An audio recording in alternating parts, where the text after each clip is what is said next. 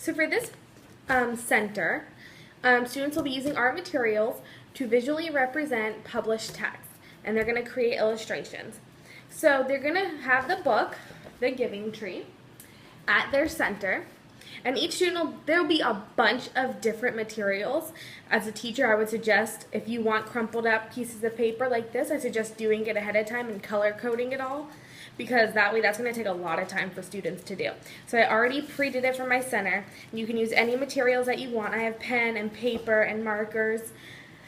And so what students would do is they would find their favorite scene from the book, and then they would recreate it in their own terms, because in The Giving Tree, most of the pages already have an illustration, but they're going to do it in their own terms and what it means. So far, and I chose the page where it said, "And he would gather her leaves."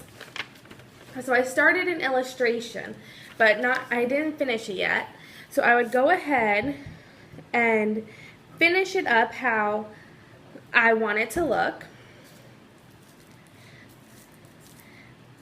And then what you could do is one of two things. You could either have students try and guess which scene in the book it is and like work with a peer, or you could just have them turn it in like this themselves. It's completely up to the teacher.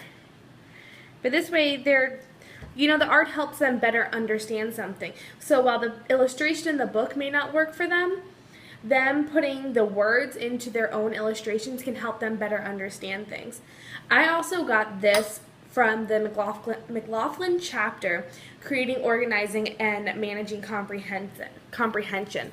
So they could, and this wouldn't take a huge amount of time, but it would definitely help students. It would definitely take some time for them to create their own illustrations and really think about what they're doing. And then at the bottom, they could caption it. So this would be my finished illustration of, and he would gather her leaves. I would say, but this is a low-level comprehension because of how the activity is done.